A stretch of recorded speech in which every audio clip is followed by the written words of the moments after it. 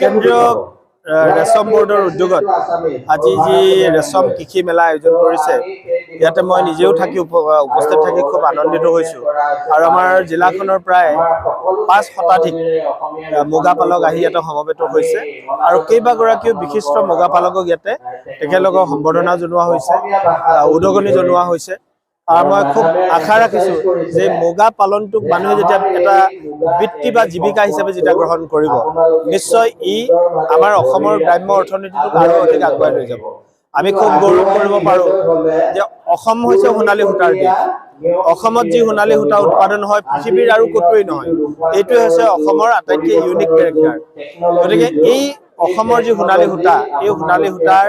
উৎপাদনটো আৰু অধিক বৃদ্ধি কৰিবৰ কাৰণে আমি গাঁৱৰ কৃষকসকলে মনোনিৱেশ কৰিব লাগিব আৰু মই দেখিছোঁ যে কৃষকসকলৰ মাজত যথেষ্ট উৎসাহ উদ্দীপনা আছে আৰু ডিপাৰ্টমেণ্টৰ বিষয়ববীয়াসকলেও খুব আগভাগ লৈ পেলাই তেখেতলোকৰ মাজলৈ সোমাই গৈছে মই ভাবোঁ কম দিনৰ মাজত ই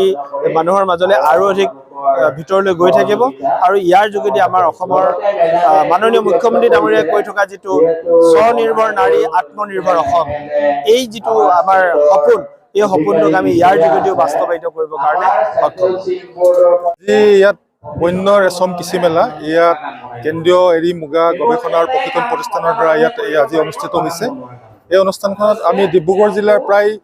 যদিও আমি 400মান আমি কৃষকক আমি ইয়াত নিমন্ত্ৰণ জনাইছিলোঁ কিন্তু ইমান ধুনীয়া সঁহাৰি ইয়াত পালোঁ প্ৰায় 600ৰ অধিক ইয়াত মানে কৃষক বিভিন্ন জেগাৰ পৰা আহি উপস্থিত হৈছে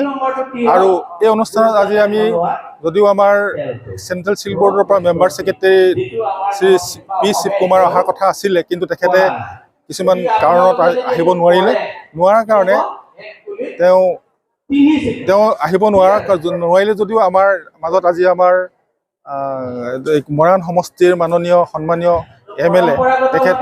শ্ৰীযুত চক্ৰধৰ গগৈ ডাঙৰীয়া তেখেতে উপস্থিত আছিল তেখেতৰ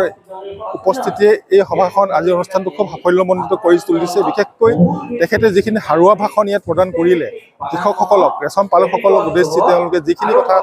ক'লে সেই কথাখিনিয়ে কৃষকসকলক যথেষ্টখিনি এনকাৰেজ কৰিছে যথেষ্টখিনি তেখেতলোকক ইয়াত আগবাঢ়ি যাবৰ কাৰণে সহায় কৰিছে বা অসম চৰকাৰৰ তৰফৰ পৰা যেনেধৰণে সহযোগ তেখেতলোকে আগবঢ়াব বিচাৰিছে সেই সহযোগবোৰ গ্ৰহণ কৰিবলৈ তেখেতে আহ্বান জনাইছে গতিকে আমি আমাৰ টেকনিকেল যিটো ছেছন এতিয়াও আমাৰ চলি আছে এই টেকনিকেল ছেছন আমি মুগা পালকসকলৰ যিখিনি সুবিধা যিখিনি অসুবিধা আছে সেই অসুবিধাৰ ভিতৰত আমি সমস্যাবোৰ সমাধান কৰিবৰ কাৰণে আমি দিহা পৰামৰ্শ আগবঢ়াম ইতিমধ্যে এইখিনি চলি আছে আৰু আজিৰ কৃষি মেলাখন সঁচাকৈ খুব ভাল লাগিছে এই কৃষি মেলাখনৰ জৰিয়তে যাতে কৃষকসকল অধিক উপকৃত হয় আৰু আমাৰ মুগা আৰু এৰী উৎপাদন অধিক পৰিমাণে বৃদ্ধি হ'ব পাৰে আৰু তেওঁলোকে আৰ্থিকভাৱে সবল হ'ব পাৰে এইখিনি আমাৰ মেইন উদ্দেশ্য